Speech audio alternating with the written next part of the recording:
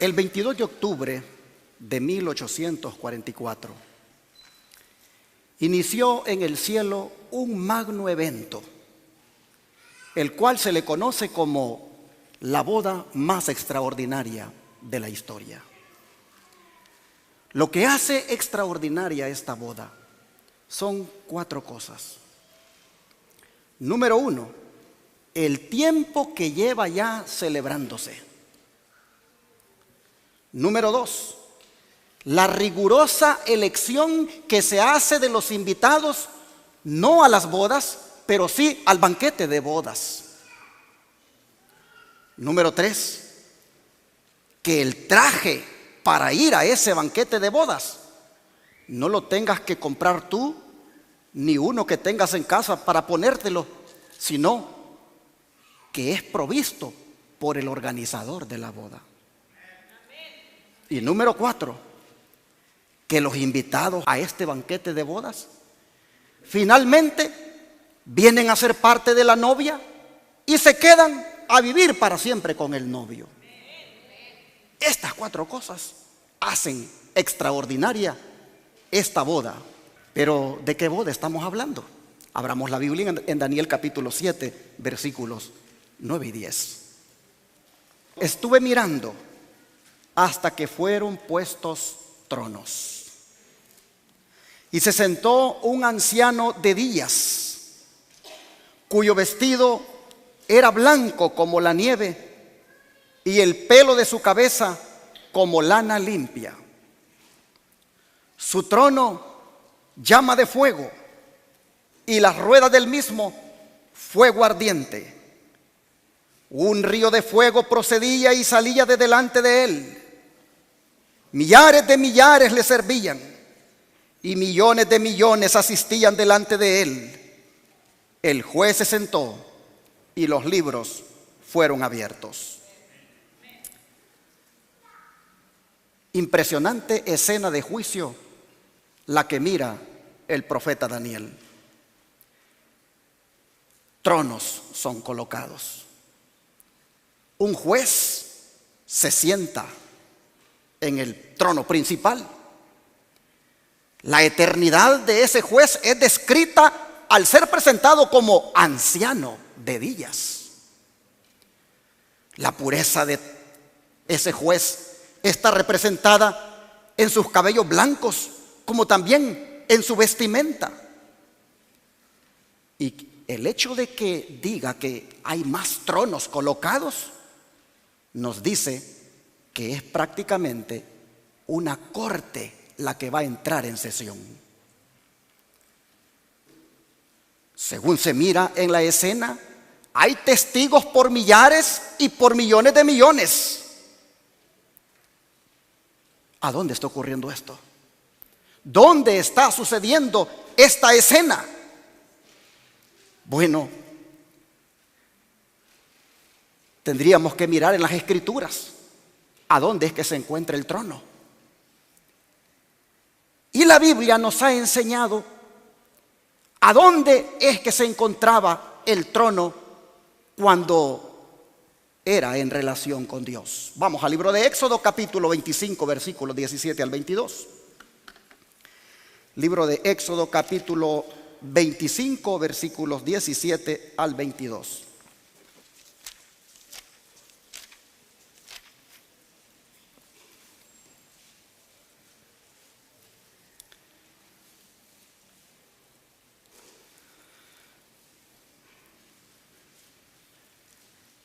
Capítulo 25, verso 17 al 22 dice: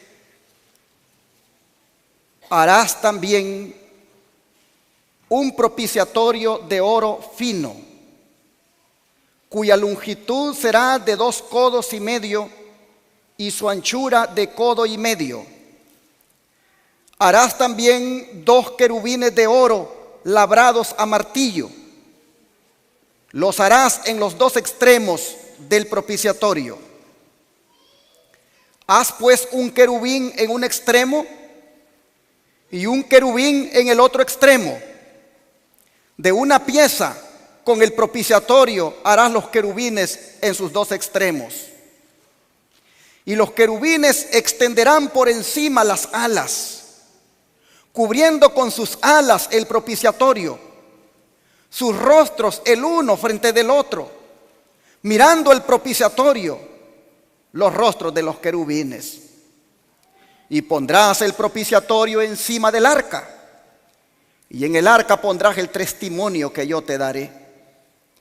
Y de allí me declararé a ti, y hablaré contigo de sobre el propiciatorio, y de entre los dos querubines que están sobre el arca del testimonio, todo lo que yo te mandare para los hijos de Israel. ¿Cómo llegaron a entender los antiguos este acto de que Él mandara de allí, que hablara de allí y que declarara de allí? ¿Cómo llegaron a entenderlo ellos? ¿Qué cosa era eso en sí? Vamos al Salmo 99, verso 1.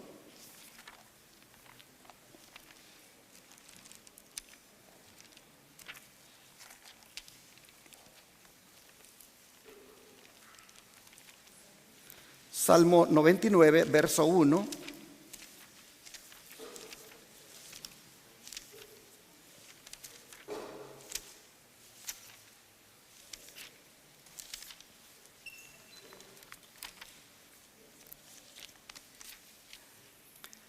Y aquí dice la palabra: Jehová reina, temblarán los pueblos. Él está sentado sobre los querubines, se conmoverá la tierra. Los antiguos entendieron que Dios allí en ese propiciatorio, donde esos querubines se manifiestan con ese gran respeto, entendieron que allí Dios se sentaba. Pero ahora mire lo que dice Ezequiel capítulo 43, verso 7. Ezequiel capítulo 43, verso 7. Y me dijo: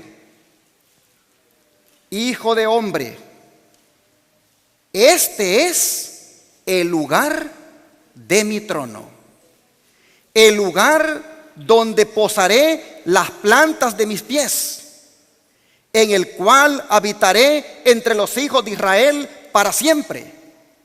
Y nunca más profanará la casa de Israel mi santo nombre, ni ellos ni sus reyes con sus fornicaciones, ni con los cuerpos muertos de sus reyes en sus lugares altos. Nosotros vemos que Dios está hablando al profeta en cuanto a una visión que le ha mostrado del templo. Y Dios está diciendo de que ese es el lugar de su trono.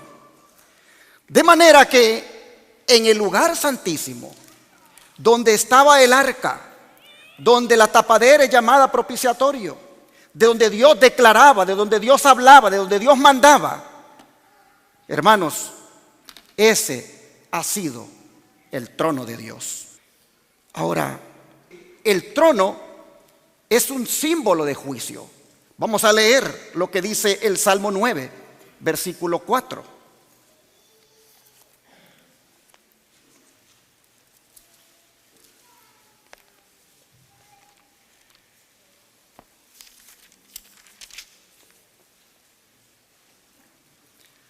Dice el salmista: porque has mantenido mi derecho y mi causa, te has sentado en el trono juzgando con justicia.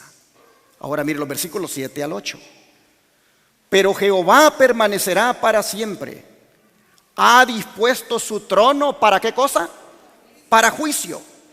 Él juzgará al mundo con justicia y a los pueblos con rectitud. Nosotros encontramos que en ese trono Dios se sienta para hacer juicio. Y su juicio es justo, su juicio es recto. Es decir, no hace favoritismos. El juicio de Dios es basado inclusive en registros infalibles. Por eso nosotros vimos que libros se abrieron en la visión que Daniel le fue presentada. Pero en esa visión que a Daniel se le presenta, donde el juez divino se sienta en su trono, allí llega alguien que vale la pena ponerle atención. Vamos a abrir la Biblia otra vez en Daniel 7 y veamos los versículos 13 al 14. Daniel 7, versículo 13 y 14. Miraba yo, dice Daniel, en la visión de la noche, y he aquí con las nubes del cielo venía uno como un hijo de hombre, que vino hasta el anciano de días, y le hicieron acercarse delante de él. Y le fue dado dominio, gloria y reino, para que todos los pueblos, naciones y lengua le sirvieran. Su dominio es dominio eterno que nunca pasará, y su reino uno que no será destruido. Nosotros miramos aquí que el que viene a la sala del tribunal ahora es uno que se identifica como hijo de hombre. Ya a esta altura ustedes saben de quién estamos hablando, ¿no es cierto? Vamos a ver lo que dijo Jesús, nuestro Señor, en el Evangelio de Juan, capítulo 5. Veamos lo que Él dijo en relación con esto que acabamos de leer, que un hijo de hombre viene a la sala del tribunal. Evangelio de Juan, capítulo 5, verso 22 y 23.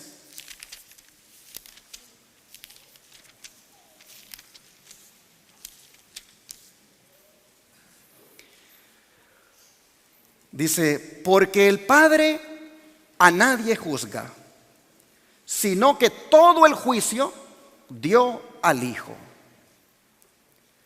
para que todos honren al Hijo como honran al Padre. El que no honra al Hijo, no honrará al Padre que le envió. Ahora mire el verso 27. Y también le dio autoridad de hacer juicio, por cuanto es, ¿qué cosa? El Hijo del Hombre. Así que nosotros vemos a uno semejante al Hijo del Hombre que viene a la sala del tribunal que ve Daniel. Daniel mira que es para darle honra, es para prácticamente rendirle honores, para adorarlo. Y Jesús está diciendo de que ese que vendría como Hijo del Hombre a la sala del tribunal era Él mismo. Jesús está diciendo que Él vendría para que le honraran así como honran al Padre, y que vendría con la autoridad de hacer juicio por cuanto Él es el Hijo del Hombre. Ahora, el espíritu de profecía nos dice algo al respecto que vale la pena compartir ahora. Los sacerdotes y gobernantes se habían constituido jueces para condenar la obra de Cristo, pero Él se declaró juez de ellos y de toda la tierra. Ha dado luz y vida a todos, y según la medida de la luz dada, cada uno será juzgado. Y el que dio la luz, el que siguió al alma con las más tiernas súplicas, tratando de ganarla del pecado a la santidad, es a la vez su abogado y juez. El que hizo frente al engañador y a través de todos los siglos procuró arrebatar cautivos de su dominio, es quien pronunciará el juicio sobre cada alma. Nosotros miramos cómo el espíritu de profecía confirma las escrituras al decirnos que efectivamente Jesús es el juez. Bueno, la escena de juicio que vio Daniel, resulta que también la vio el apóstol Juan en el Apocalipsis. Vamos para allá, al capítulo 4, versículos 1 al 4.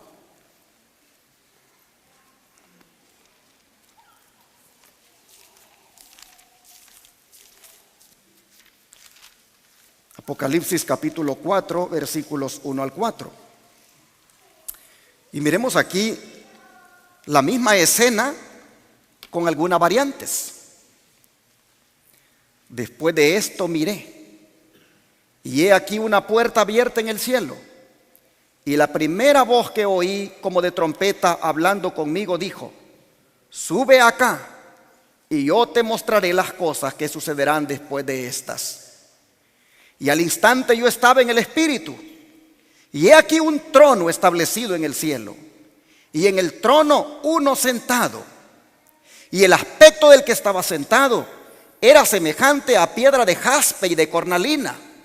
Y había alrededor del trono un arco iris semejante en aspecto a la esmeralda. Y alrededor del trono había 24 tronos, y vi sentados en los tronos a 24 ancianos vestidos de ropas blancas con coronas de oro en sus cabezas. Esta, hermanos, es la misma escena que miró Daniel, con algunas variantes. Daniel, por ejemplo, él solo miró que fueron puestos tronos y que el anciano de días, o sea, Dios el Padre, se sentó en uno de ellos. Juan ve que son 24, más donde está el Padre sentado, pues son un total de 25. ¿Por qué habían ancianos sentados en los tronos? Mis hermanos, porque los ancianos en el pueblo de Dios tenían la función de juzgar junto con el rey. Vamos a ver un ejemplo bíblico. Vamos a 1 Reyes capítulo 12, 6 al 14. 6 al 14. Entonces el rey Roboam pidió consejo de los ancianos que habían estado delante de Salomón su padre cuando vivía, y dijo: ¿cómo aconsejáis vosotros que responda a este pueblo? Y ellos le hablaron diciendo: si tú fueres hoy siervo de este pueblo y lo sirvieres, respondiéndole buenas palabras, les hablares, ellos te servirán para siempre. Pero él dejó el consejo de los ancianos, el consejo que le habían dado, y pidió consejo de los jóvenes que se habían criado con él y estaban delante de él. Y les dijo: ¿cómo aconsejáis vosotros que respondamos a este pueblo que me ha hablado diciendo: disminuye algo del yugo que tu padre puso sobre nosotros? Entonces los jóvenes que se habían criado con él le respondieron diciendo: así hablarás a este pueblo que te ha dicho estas palabras. Tu padre agravó nuestro yugo, mas tú disminúyenos en algo. Así les hablarás: el menor dedo de los míos es más grueso que los lomos de mi padre. Ahora pues, mi padre os cargó de pesado yugo, mas yo añadiré a vuestro yugo. Mi padre os castigó con azotes, mas yo os castigaré con escorpiones.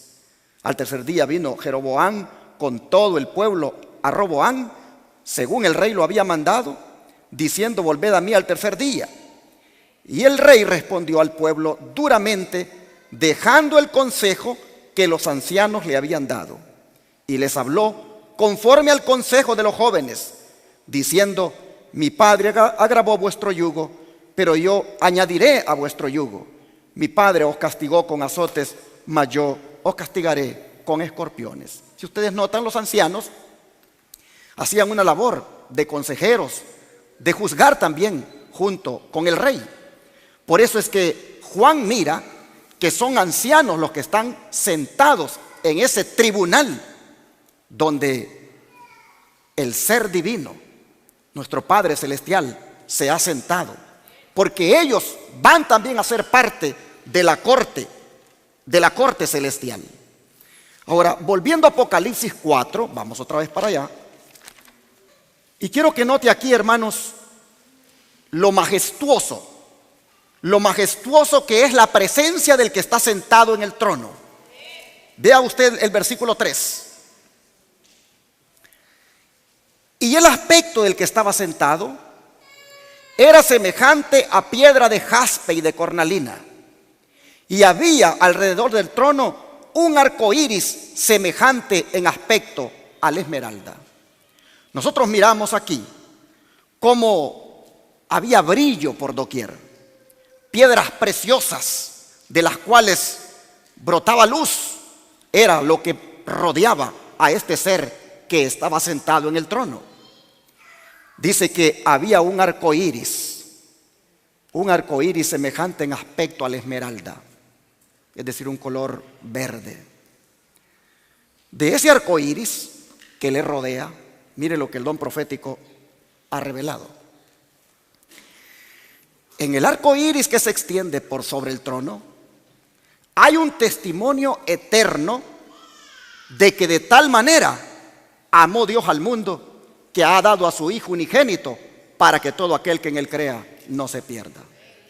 Siempre que se presente la ley ante la gente, que el maestro de la verdad señale al trono cubierto con el arco iris de la promesa, la justicia de Cristo. La gloria de la ley es Cristo. Él vino a magnificar la ley y a hacerla honrosa. Preséntese con claridad que la misericordia y la paz se han encontrado en Cristo y que se han abrazado la justicia y la verdad.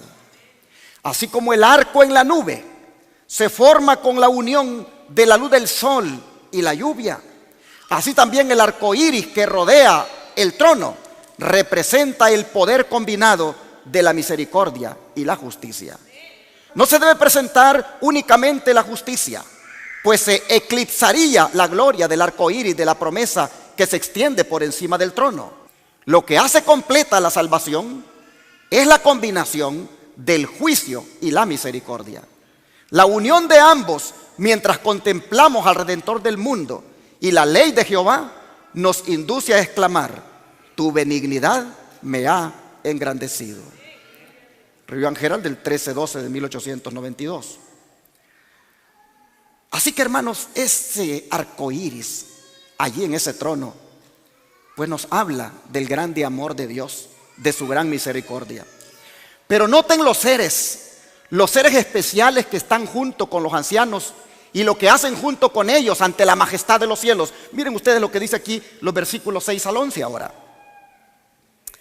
Y delante del trono, dice, Apocalipsis 4, de 6 al 11. Y delante del trono había como un mar de vidrio semejante al cristal. Y junto al trono y alrededor del trono, 4 seres vivientes llenos de ojos delante y detrás. El primer ser viviente era semejante a un león. El segundo era semejante a un becerro. El tercero tenía rostro como de hombre. Y el cuarto era semejante a un águila volando. Y los 4 seres vivientes tenían cada uno 6 alas, y alrededor y por dentro estaban llenos de ojos. Y no cesaban día y noche de decir: santo, santo, santo es el Señor, Dios Todopoderoso, el que era, el que es y el que ha de venir. Y siempre que aquellos seres vivientes dan gloria y honra y acción de gracias al que está sentado en el trono, al que vive por los siglos de los siglos, los 24 ancianos se postran delante del que está sentado en el trono y adoran al que vive por los siglos de los siglos, y echan sus coronas delante del trono diciendo: Señor, digno eres de recibir la gloria, la honra y el poder, porque tú creaste todas las cosas y por tu voluntad existen y fueron creadas. Hermanos, esto es impresionante. Ustedes pueden mirar aquí que se menciona a los 4 seres vivientes prácticamente inteligentes en extremo. Tienen ojos por todos lados, todo lo pueden ver. Pero Ezequiel miró también a estos seres vivientes y él los llamó querubines. Y esto es importante tenerlo claro en la mente, porque en el propiciatorio lo que había, mirando con reverencia hacia él, ¿qué cosa eran? Eran querubines. De manera que nosotros estamos mirando aquí que si era en el lugar santísimo que había un trono con querubines, nosotros estamos mirando aquí, hermanos, que lo que estamos leyendo es algo que está sucediendo en el lugar santísimo, porque hay seres vivientes que Ezequiel los identifica como querubines.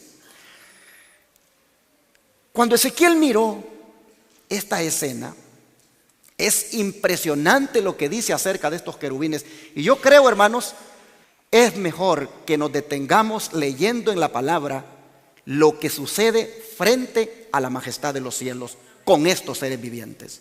Vamos al libro de Ezequiel y miremos cómo aquí estos seres vivientes actúan. Vamos a Ezequiel capítulo 1.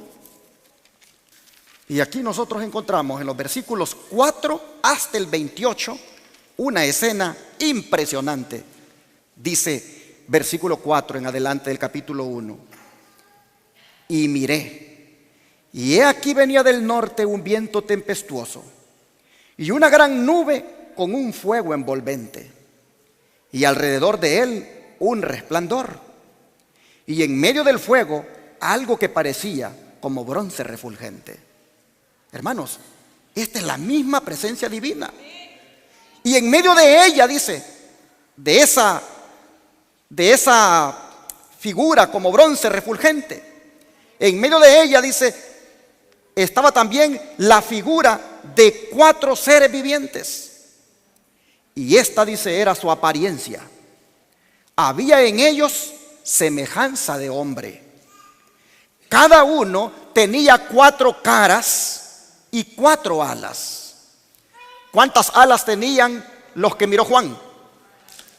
Tenían 6. ¿Cuántas alas dice que tiene aquí los que vio Ezequiel? 4. Dice, los pies de ellos eran derechos, y la planta de sus pies como planta de pie de becerro, y centelleaban a manera de bronce muy bruñido. Debajo de sus alas, a sus 4 lados, tenían manos de hombre, y sus caras y sus alas por los 4 lados. Con las alas se juntaban el uno al otro. Pero pónganle atención a esto, hermanos. No se volvían cuando andaban, sino que cada uno caminaba derecho hacia adelante. ¿Por qué no se volvían cuando andaban?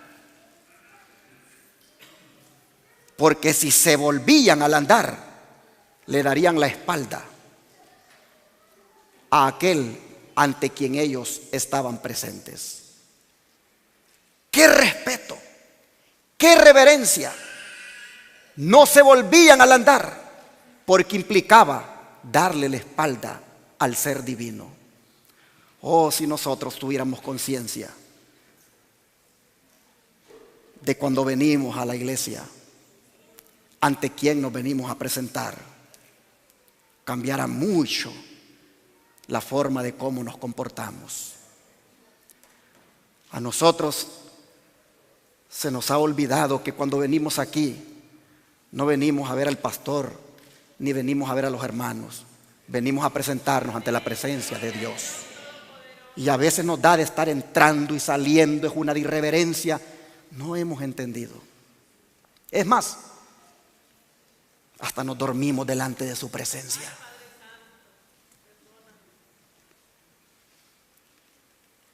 Hermano, venir ante la presencia de Dios es algo grande. Hay que prepararse para venir ante la presencia de Dios. Sigamos leyendo. Dice, a ver dónde me quedé. El 9 ahora, el 10. Y el aspecto de sus caras era cara de hombre y cara de león al lado derecho de los 4 y cara de buey a la izquierda en los 4. Asimismo había en los 4 cara de águila. Así eran sus caras. Y tenían sus alas extendidas por encima, cada uno 2, las cuales se juntaban, y las otras 2 cubrían sus cuerpos. Y cada uno caminaba derecho hacia adelante, hacia donde el Espíritu les movía que anduvieren. Andaban, y cuando andaban no se volvían. Insisten que no se volvían, no le daban la espalda a Dios. Cuanto a la semejanza, dice, de los seres vivientes, su aspecto, dice, era como de carbones de fuego encendidos, como visión de hachones encendidos que andaba entre los seres vivientes, y el fuego resplandecía, y del fuego salían relámpagos. Y los seres vivientes corrían y volvían a semejanza de relámpagos. Mientras yo miraba los seres vivientes, he aquí una rueda sobre la tierra, junto a los seres vivientes a los 4 lados. El aspecto de las ruedas y su obra era semejante al color del crisólito, y las 4 tenían una misma semejanza. Su apariencia y su obra eran como rueda en medio de otra rueda. Cuando andaban, se movían hacia sus 4 costados. No se volvían cuando andaban. Hasta las ruedas, hermanos, hasta las ruedas tenían reverencia delante de Dios. Interesante. No se volvían cuando andaban, y sus aros eran altos y espantosos, y llenos de ojos alrededor en las 4. Y cuando los seres vivientes andaban, las ruedas andaban junto a ellos. Y cuando los seres vivientes se levantaban de la tierra, las ruedas se levantaban. Hacia donde el Espíritu les movía que anduviesen, andaban. Hacia donde les movía el Espíritu que anduviesen, las ruedas también se levantaban tras ellos, porque el espíritu de los seres vivientes estaban en las ruedas. Estaba en las ruedas. Cuando ellos andaban, dice, andaban ellas. Y cuando ellos se paraban, se paraban ellas. Asimismo, cuando se levantaban de la tierra, las ruedas se levantaban tras ellos, porque el espíritu de los seres vivientes estaba en las ruedas. Y sobre las cabezas, dice, de los seres vivientes, aparecía una expansión a manera de cristal, maravilloso, extendido encima sobre sus cabezas. Y debajo de la expansión, las alas de ellos estaban derechas, extendiéndose la una hacia la otra, y cada uno tenía 2 alas que cubrían su cuerpo.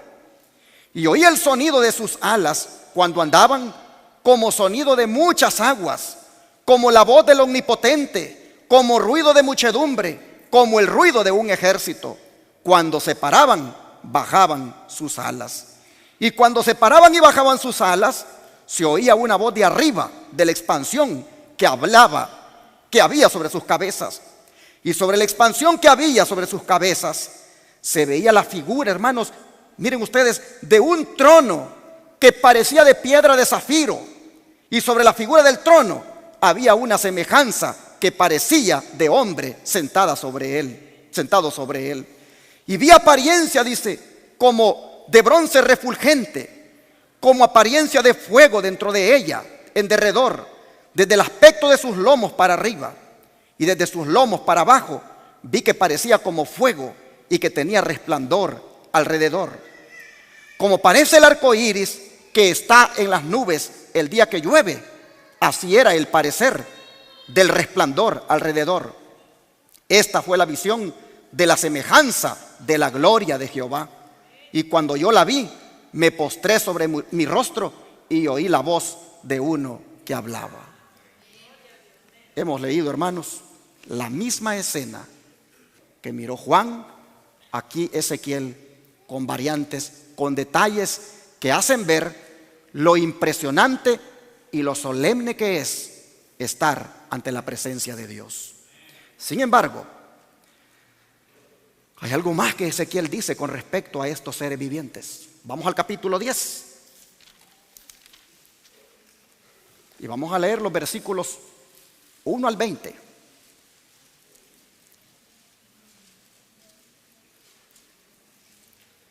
Miré, dice, y he aquí en la expansión que había sobre la cabeza de los querubines. Noten, ya los identificó, ya les llamó querubines. Miré y he aquí en la expansión que había sobre la cabeza de los querubines como una piedra de zafiro que parecía como semejanza de un trono que se mostró sobre ellos. Y habló al varón vestido de lino y le dijo: entra en medio de las ruedas debajo de los querubines y llena tus manos de carbones encendidos de entre los querubines y espárcelos sobre la ciudad. Y entró a vista mía. Y los querubines estaban a la mano derecha de la casa cuando este varón entró. Y la nube llenaba el atrio de adentro. Entonces la gloria de Jehová se elevó de encima del querubín al umbral de la puerta, y la casa fue llena de la nube, y el atrio se llenó del resplandor de la gloria de Jehová. Y el estruendo de las alas de los querubines se oía hasta el atrio de afuera, como la voz del Dios omnipotente cuando habla. Aconteció pues que al mandar al varón vestido de lino, diciendo: toma fuego de entre las ruedas, de entre los querubines, él entró y se paró entre las ruedas. Y un querubín extendió su mano de en medio de los querubines al fuego que estaba entre ellos, y tomó de él y lo puso en las manos del que estaba vestido de lino, el cual lo tomó y salió. Y apareció en los querubines la figura de una mano de hombre debajo de sus alas. Y miré, y he aquí 4 ruedas junto a los querubines, junto a cada querubín una rueda, y el aspecto de las ruedas era como de crisólito.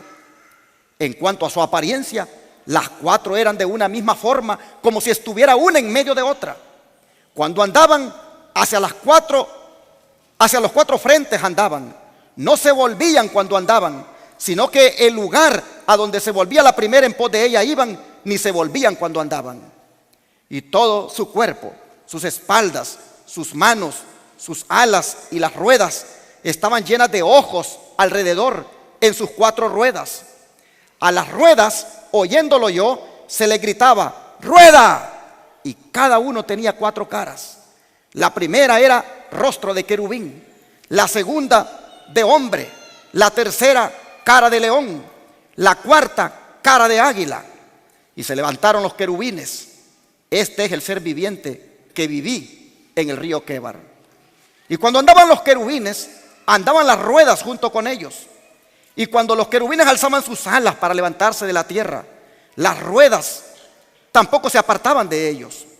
Cuando se paraban ellos, se paraban ellas. Y cuando ellos se alzaban con ellos, porque el espíritu de los seres vivientes estaba en ellas. Entonces la gloria de Jehová se elevó de encima del umbral de la casa y se puso sobre los querubines. Y alzando los querubines sus alas, se levantaron de la tierra delante de mis ojos. Cuando ellos salieron, también las ruedas se alzaron al lado de ellos y se pararon a la entrada de la puerta oriental de la casa de Jehová. Y la gloria del Dios de Israel estaba por encima sobre ellos. Estos eran los mismos seres vivientes que vi debajo del Dios de Israel junto al río Quebar, y conocí que eran, ¿qué cosa? Querubines. Así que nosotros miramos, hermanos, una escena que se da en el lugar santísimo del santuario. Miramos a los querubines y miramos el trono, justo lo que había en el santuario terrenal, que era figura del celestial. Pero impresionante escena la que le fue mostrada al profeta Ezequiel. ¿Qué nos quiere enseñar Dios con esto, hermanos? ¿Qué nos quiere enseñar el Señor con esto de la forma ordenada, de la manera reverente, de la manera como se manejan o se mueven estos seres vivientes delante de la presencia de Dios? Bueno, miremos el don profético para que nos diga qué es lo que nos enseña esto. Muchas, dice, de las más gloriosas revelaciones registradas en la Biblia fueron dadas por el Señor en las horas más tenebrosas de la historia de la iglesia. El Señor ha dado esas revelaciones de su gloria para que los hombres queden profundamente impresionados por la santidad del servicio. ¿Escucha? Para que los hombres queden profundamente impresionados de la santidad del servicio. Cuando nosotros venimos a la iglesia, venimos a servir a Jehová en adoración, ¿no es cierto? Nosotros debemos estar impresionados, hermanos, por quién es Él, por quién está aquí. Dice, el Señor ha dado esas revelaciones de su gloria para que los hombres queden profundamente impresionados por la santidad del servicio. La mente, dice, ha recibido impresiones con fuerza solemne para mostrar que Dios es Dios y no ha perdido su gloria. Él exige la máxima fidelidad en su servicio. En las mentes humanas se debe de quedar la impresión de que el Señor Dios es santo y que defenderá su gloria. Manuscrito 81 de 1906. Pero bueno, hermanos, volvamos a la visión de Juan. Porque miren quién ahora va a aparecer ahí en la sala del tribunal que Juan mira. Vamos a Apocalipsis 5 otra vez y miremos los versos del 1 en adelante. Y vi, dice, en la mano derecha del que estaba sentado en el trono, un libro escrito por dentro y por fuera, sellado ¿con qué? Con 7 sellos. Y vi a un ángel fuerte que pregonaba a gran voz: ¿quién es digno de abrir el libro y desatar sus sellos? Y ninguno, ni en el cielo ni en la tierra, ni debajo de la tierra, podía abrir el libro ni aún mirarlo. Y lloraba yo mucho, dice Juan, porque no se había hallado a ninguno digno de abrir el libro, ni de leerlo, ni de mirarlo. Y uno de los ancianos me dijo: no llores. He aquí que el león de la tribu de Judá, la raíz de David, ha vencido para abrir el libro y desatar sus 7 sellos. Y miré y vi que en medio del trono y de los 4 seres vivientes y en medio de los ancianos estaba en pie un cordero como inmolado, que tenía 7 cuernos y 7 ojos, los cuales son los 7 espíritus de Dios enviados por toda la tierra. Y vino y tomó el libro de la mano derecha del que estaba sentado en el trono. Y cuando hubo tomado el libro, los 4 seres vivientes y los 24 ancianos se postraron delante del cordero. Todos tenían arpas y copas de oro llenas de incienso, que son las oraciones de los santos. Y cantaban un nuevo cántico diciendo: digno eres de tomar el libro y de abrir su sello, porque tú fuiste inmolado y con tu sangre nos has redimido para Dios de todo linaje y lengua, pueblo y nación. Y nos has hecho para nuestro Dios reyes y sacerdotes, y reinaremos sobre la tierra. Y miré y oí la voz de muchos ángeles alrededor del trono, y de los seres vivientes, y de los ancianos, y su número era millones de millones. Noten, es la misma escena que vio Daniel. Daniel miró millares de millares y millones de millones. Bueno, dice que eran millones de millones que decían a gran voz, verso 12: el cordero que fue inmolado es digno de tomar el poder, las riquezas, la sabiduría, la fortaleza, la honra, la gloria y la alabanza. Y a todo lo creado que está en el cielo y sobre la tierra y debajo de la tierra y en el mar, y a todas las cosas que en ellos hay, oí decir: al que está sentado en el trono y al cordero sea la alabanza, la honra, la gloria y el poder por los siglos de los siglos. Los 4 seres vivientes decían: amén. Y los 24 ancianos se postraban sobre sus rostros y adoraron al que vive por los siglos de los siglos. Nosotros entonces aquí miramos que hay un libro en la mano del que está sentado en el trono. Daniel miró libros en plural, abiertos. Aquí nosotros vemos que hay solamente un libro en la mano, pero estamos viendo el mismo escenario. Estamos viendo la misma sala del tribunal. Estamos viendo ancianos que tienen la labor de juzgar. Estamos viendo una corte en sesión. Y estamos viendo a uno como un cordero que es el único capaz de tomar el libro y poder desatar sus sellos. ¿Será esto una escena de juicio? ¿Dónde está ocurriendo? ¿Dónde está este cordero de pie en la escena que estamos nosotros mirando? ¿En qué parte del cielo está? Miremos aquí el don profético. Que el ojo de la fe vea a Jesús de pie delante del trono de su Padre, extendiendo sus manos heridas mientras ruega por las almas que perecen en sus pecados. Que por fe veamos las coronas reservadas para los que venzan. Digno es el cordero que fue muerto y nos ha redimido para Dios. Nuestro precioso Redentor está de pie delante del Padre como nuestro intercesor.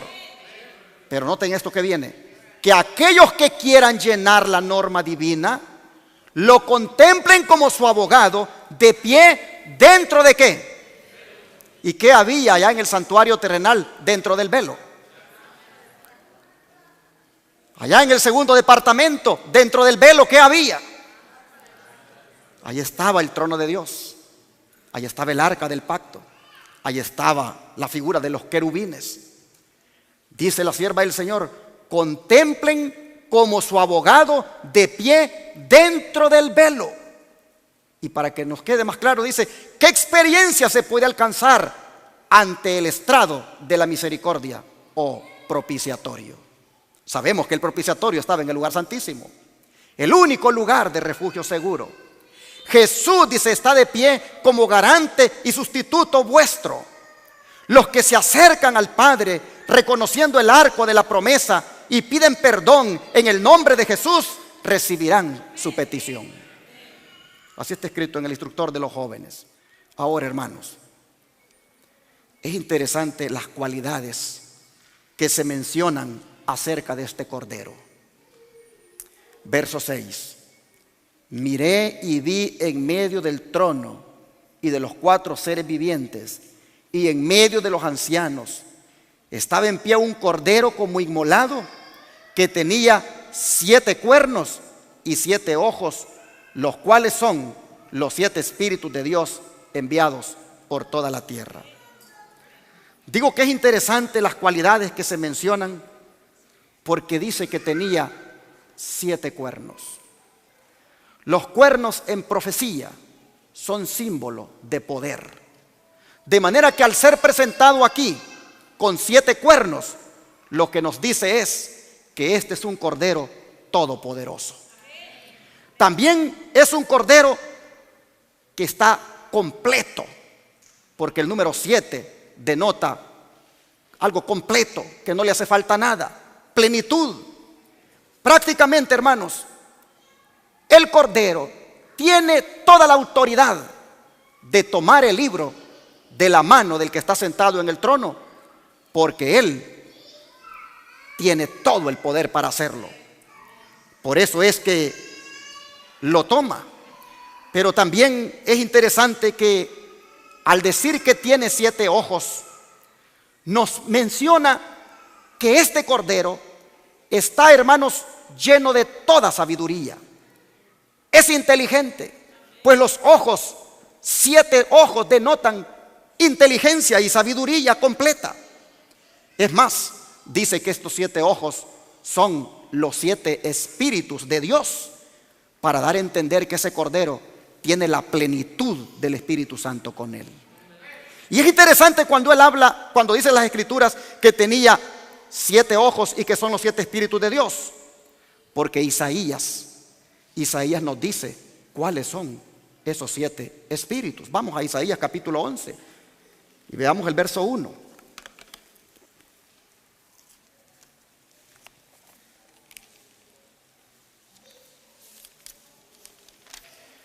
Isaías capítulo 11, verso 1. Miren, aquí están los 7 espíritus de Dios. Dice: saldrá una vara del tronco de Isaí y un vástago retoñará de sus raíces. Verso 2. Y reposará sobre él el espíritu de Jehová, número 1. El espíritu de sabiduría, número 2. De inteligencia, número 3. Espíritu de consejo, número 4. De poder, número 5. Espíritu de conocimiento, número 6. Y de temor de Jehová, número 7. Nosotros tenemos aquí los 7 espíritus de Dios, que son los que el Cordero tiene y que lo hacen todo sabio y todopoderoso para poder tomar el libro de las manos de aquel que está sentado en el trono. Pero, ¿qué hay en ese libro? ¿Qué es ese libro? Bueno, nosotros tenemos, por la gracia de Dios, el espíritu de profecía, que nos enseña muchas cosas que las Escrituras pues no nos dicen, y que llegaron como revelación a esa sierva del Señor, Elena White. Y miren lo que ella dice acerca de ese libro que Jesús toma de la mano del que está sentado en el trono. Miren lo que hay allí. Dice: el libro sellado fue abierto y ahora puede ser leído, y cada caso será decidido de acuerdo a las cosas que están escritas en el libro. Manuscrito 164 del año 1904.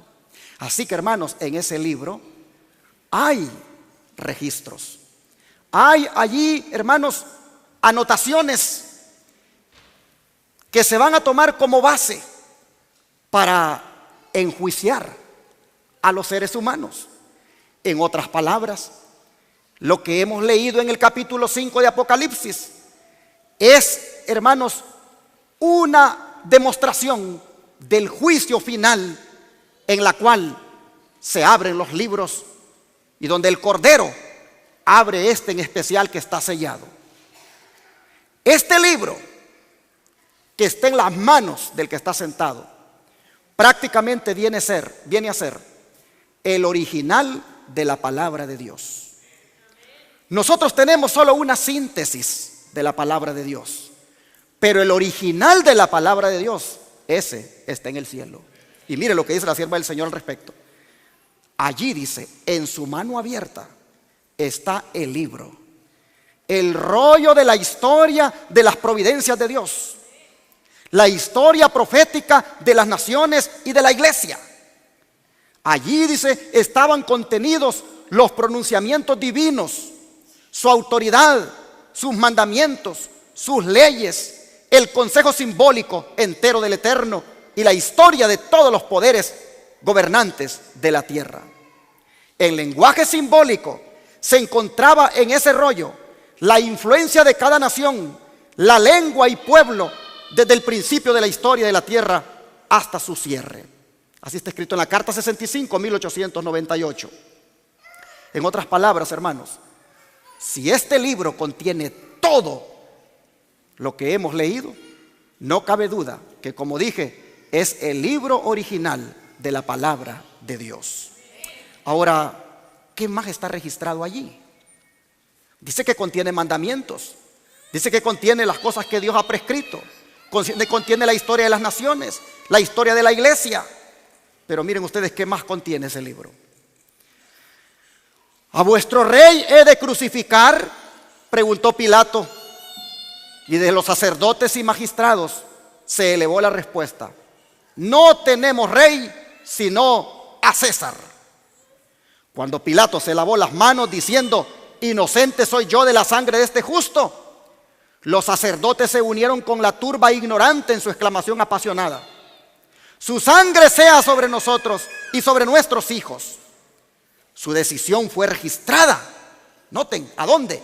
En el libro que Juan vio en la mano de aquel que estaba sentado sobre el trono. El libro que ningún hombre podía abrir.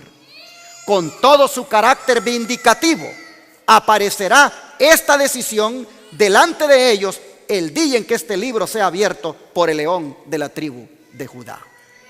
Palabra del Gran Maestro, página 294. Así que la decisión equivocada de los judíos al entregar a muerte a nuestro Señor, hermanos, es tomada en cuenta en el gran juicio de Dios. Pero ¿qué de los 24 ancianos que están allí? Ha habido diferentes interpretaciones. Algunos dicen que esos 24 ancianos son de los que el Señor se llevó cuando resucitó, porque algunos resucitaron con Él y por lo tanto son de las primicias que Él se llevó y son representantes de la raza humana allí, dicen algunos. Sobre todo porque dice: porque nos has redimido para Dios. Otros dicen de que esos 24 ancianos es una representación de los 24 turnos del sacerdocio de Israel. Otros dicen que es una representación de las 12 tribus, los 12 patriarcas y los 12 apóstoles. Y mientras los teólogos están allí discutiendo en qué realmente podrá significar los 24 ancianos, nosotros tenemos aquí el don profético que nos dice lo siguiente. En la Carta 65 del año 1898, Juan dice: estaba angustiado ante la incapacidad manifiesta de todo ser humano o inteligencia celestial de leer las palabras o aún mirarlo. Su alma estaba perturbada a tal punto de agonía y suspenso que uno de los ángeles fuertes, y se lo puse en rojo, tuvo compasión de él y poniendo su mano sobre él le dijo en tono tranquilizador: no llores, he aquí el león de la tribu de Judá, la raíz de David, ha prevalecido para abrir el libro y desatar los 7 sellos. Nosotros vimos en la Biblia que esas palabras se las dijo a Juan, uno de los ancianos. La sierva del Señor dice que fue uno de los ángeles fuertes. De esta declaración, hermanos, se desprende que los 24 ancianos son ángeles exaltados en los concilios celestiales, pues tienen, dice, coronas y están allí en derredor del Padre. Hay otros textos del espíritu de profecía que quiero compartirles, 2 más para que ustedes miren que esto está sustentado. Miren esta: la perfección del carácter de nuestro Salvador despierta la admiración de los ángeles y de los hombres. Hay aquí un tema inagotable de pensamiento. El más brillante y exaltado de los hijos de la mañana proclamó su gloria en la creación y anunció su nacimiento con cantos de felicidad. Ellos velan sus rostros delante de él cuando se sienta sobre su trono. Y noten esto: arrojan sus coronas a sus pies. Y en lo que nosotros leímos, ¿quiénes fueron los que arrojaron las coronas a sus pies? Los ancianos. Noten, ella lo atribuye a los ángeles. Ellos velan sus rostros delante de él cuando se sienta sobre su trono. Arrojan sus coronas a sus pies y cantan sus triunfos a medida que contemplan su resplandeciente gloria. Nuestras almas son frías y desabridas porque no vivimos bajo los encantos incomparables de nuestro Redentor. Si ocupásemos nuestros pensamientos en contemplar su amor y misericordia, reflejaríamos lo mismo en nuestro carácter, porque mediante la contemplación somos transformados. Oh, dice, los misterios de la redención. Solo al exaltar a Jesús y rebajar el yo, podemos celebrar en su justa perspectiva el nacimiento del Hijo de Dios. Pero es interesante, los ángeles a los que se refiere esta cita tienen coronas y hacen con ellas lo mismo que hicieron los ancianos en el capítulo 4, verso 10. Es decir, las lanzan a los pies del Cordero y cantan, dice, sus triunfos, igual como en Apocalipsis 5, 9 al 10, que lo acabamos de leer. Hermanos, esto prueba de que estas coronas no son necesariamente símbolo de triunfo sobre el pecado y por consiguiente una característica exclusiva de los redimidos de entre los hombres. No, porque miren esta otra cita que les pongo. Conflicto de los siglos, página 671. Entonces Jesús dejará de interceder en el santuario celestial, levantará sus manos y con gran voz dirá: hecho es. Y todas las huestes de los ángeles, ¿qué van a hacer? Depositarán sus coronas. Nosotros vimos en la escena que los ancianos depositan las coronas. La sierva del Señor viene diciendo que son los ángeles los que depositan esas coronas. Pero miren esta otra declaración: todos los santos ángeles lo acompañarán. De esta compañía escribió Juan: y miré y oí la voz de muchos ángeles alrededor del trono y de los 4 seres vivientes y de los ancianos, y el número de ellos era 10 veces 10,000 y miles de miles. Manuscrito 28, 1886. Así que ustedes pueden ver que siempre es en relación con los ángeles que esta sierva le es revelado los personajes que están allí. Bueno, aunque nosotros hemos mirado, hermanos, hasta aquí una descripción de el gozo que experimentan estos seres celestiales, del gozo que experimentan los 4 seres vivientes y estos ancianos, hermanos, aunque nosotros hemos mirado eso, hay otra razón por la cual ellos se gozan. Y eso, vamos al capítulo 11 de Apocalipsis. Y miren la revelación que encontramos aquí.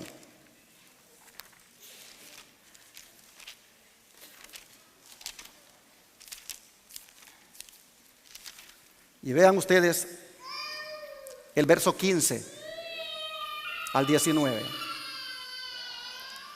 Dice: el séptimo ángel tocó la trompeta y hubo grandes voces en el cielo que decían: los reinos del mundo han venido a ser de nuestro Señor y de su Cristo, y Él reinará por los siglos de los siglos.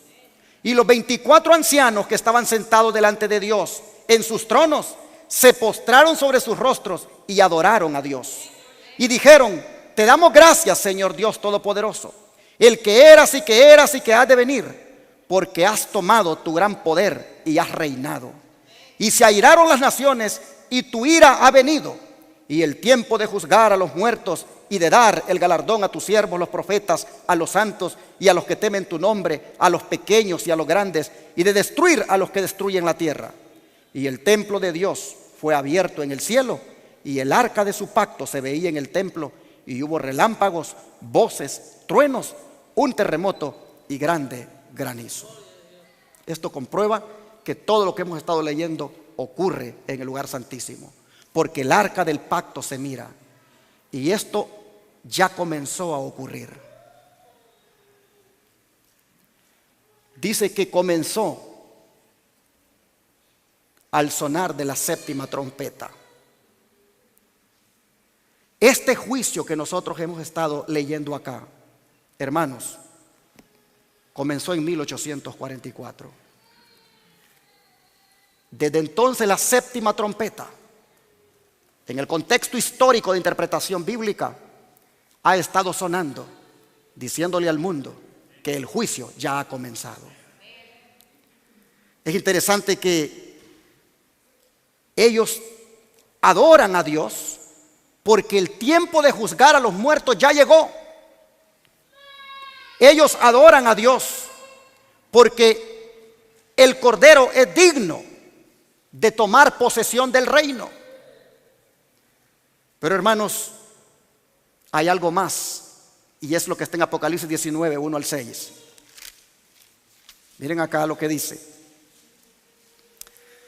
después de esto oí una gran voz de gran multitud en el cielo que decía: aleluya, salvación y honra y gloria y poder son del Señor Dios nuestro, porque sus juicios son verdaderos y justos, pues ha juzgado a la gran ramera que ha corrompido a la tierra con su fornicación y ha vengado la sangre de sus siervos de la mano de ella.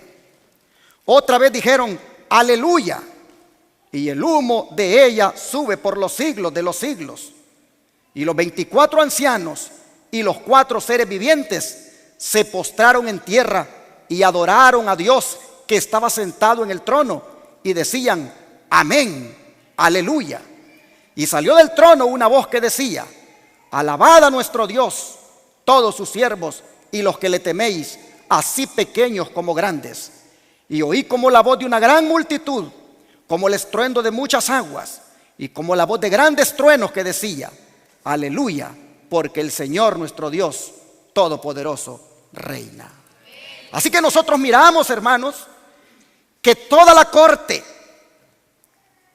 que está allí en sesión, nosotros miramos que todos los asistentes, ellos se gozan por dos cosas: porque el juicio que Jesús ha venido a hacer es justo y verdadero, y también se gozan porque Él con eso ha tomado posesión del reino. Hermanos, pero tomar posesión del reino y hacer juicio, eso es equivalente ¿a qué? Vamos entonces a leer ahora los versículos 7 y 8. Miren ustedes, siempre el capítulo 19. Gocémonos y alegrémonos y démosle gloria, porque han llegado, ¿qué cosa? Las bodas del Cordero, y su esposa se ha preparado. Y a ella se le ha concedido que se vista de lino fino, limpio y resplandeciente, porque el lino fino es las acciones justas de los santos. Hermanos, hacer juicio y tomar posesión del reino es equivalente a una boda. De manera que nosotros miramos aquí que la boda ha comenzado cuando el juicio comienza. ¿Y esta boda con quién es? ¿Con quién se casa Jesús? Vamos a ver Apocalipsis 21 ahora y los versículos 9 al 11. Dice: vino entonces a mí uno de los 7 ángeles que tenían las 7 copas llenas de las 7 plagas postreras, y habló conmigo diciendo: ven acá, yo te mostraré la desposada, la esposa del Cordero. Y me llevó en el espíritu a un monte grande y alto, y me mostró la gran ciudad santa de Jerusalén, que descendía del cielo de Dios, teniendo la gloria de Dios, y su fulgor era semejante al de una piedra preciosísima, como piedra de jaspe, diáfana como el cristal. Así que, ¿con quién se casa Jesús? Él se casa con la santa ciudad, la nueva Jerusalén. Ella es la esposa. Y ustedes dirán: pero yo he oído siempre que la iglesia es la esposa. Sí, en otros pasajes es la esposa, pero aquí en esto que estamos leyendo, la esposa es la santa ciudad. Jesús se casa con la santa ciudad. Y usted dirá: pero ¿cómo se puede casar una persona con una ciudad?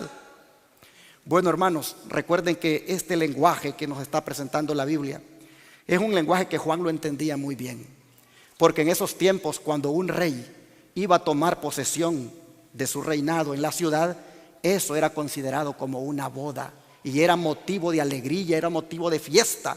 De manera que para los que están en la escena aquí, ellos entienden que Jesús se está casando con la nueva ciudad, la nueva Jerusalén. Ahora, hermanos, esta boda se ha convertido en la ceremonia de bodas más larga de la historia, porque ya lleva 174 años de estarse celebrando. Si la escena de juicio que hemos leído empezó en 1844, y eso es las bodas, imagínense ustedes cuántos años lleva ya y esta boda no ha acabado. La pregunta es: ¿por qué no ha acabado esta boda? Eso lo miraremos en el próximo tema. Pero yo solo quiero decirles, hermanos, mientras la boda se está celebrando, mientras la boda no termina, son dichosos aquellos que se preparen. Vamos a leer la bienaventuranza que tenemos aquí en Lucas 12, versículos 35 al 40. Dice así: estén ceñidos vuestros lomos y vuestras lámparas encendidas, y vosotros sed semejantes a hombres que aguardan a que su Señor regrese de las bodas, para que cuando llegue y llame, le abran enseguida. Bienaventurados aquellos siervos a los cuales su Señor cuando venga halle velando. De cierto os digo que se ceñirá y hará que se sienten a la mesa y vendrá a servirles. Y aunque venga la segunda vigilia y aunque venga la tercera vigilia, si los hallare así, bienaventurados son aquellos siervos. Pero sabed esto, que si supiera el padre de familia a qué hora el ladrón habría de venir, velaría ciertamente y no dejaría minar su casa. Vosotros pues también estad preparados, porque a la hora que no penséis, el Hijo del Hombre vendrá. Hermanos, Cristo va a venir pronto de las bodas para llevar a sus invitados. Él está en este momento seleccionando a los invitados. ¿Cómo los selecciona? ¿En base a qué? Eso es lo que vamos a estudiar en la próxima ocasión. Solo pregunto: ¿cuántos de ustedes les gustaría ir con Cristo al banquete de bodas? Que Dios les ayude y vivan preparados todos los días, viviendo en santidad, haciendo lo que a Dios le agrada, porque no sabemos cuándo Él vendrá de las bodas, pero cuando venga se llevará a los que estén preparados. Que Dios les bendiga.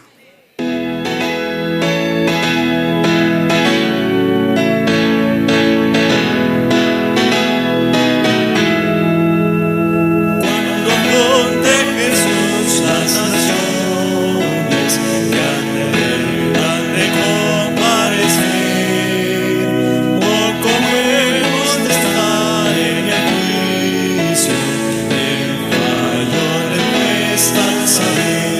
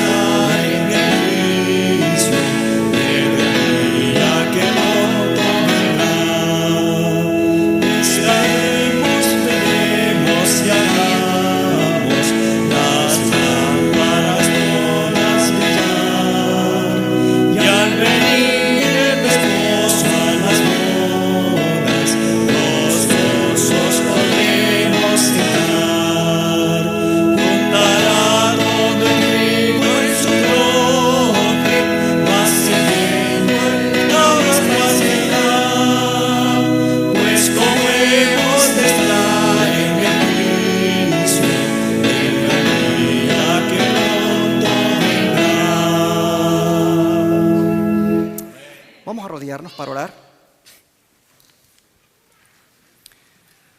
Querido Padre, te damos gracias, Señor, porque en las profecías bíblicas tú nos enseñas esta gran lección acerca de esta boda que ha comenzado con este juicio que se ha empezado a hacer en el cielo.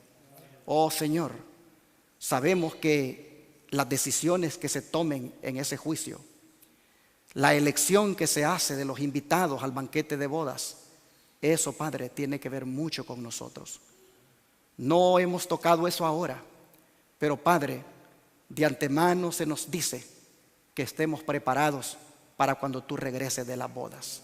Te pedimos, Señor, que así sea, que efectivamente cuando tú vengas a traer a los invitados, para que ahora se gocen contigo en el banquete de bodas, oh Padre, que cuando eso suceda, nosotros estemos listos para irnos contigo. Te rogamos, Señor, que en la elección que vas a hacer o estás haciendo de los invitados, oh Padre, que nosotros estemos haciendo tu voluntad de manera que nos tomes como uno de los invitados. Te pedimos, Señor, que en el día del banquete nosotros podamos estar allí con el vestido adecuado. Gracias, Padre, por exhortarnos a la preparación y por mostrarnos cuán solemne es ese juicio que se está llevando a cabo, cuán impresionante es la escena en la cual están involucrados los seres celestiales. Padre, te agradecemos y te alabamos por tus santos juicios que son justos y verdaderos. Así, Señor, en tus manos de amor nos ponemos y pedimos tu bendición al irnos de aquí en el nombre de Jesús. Amén.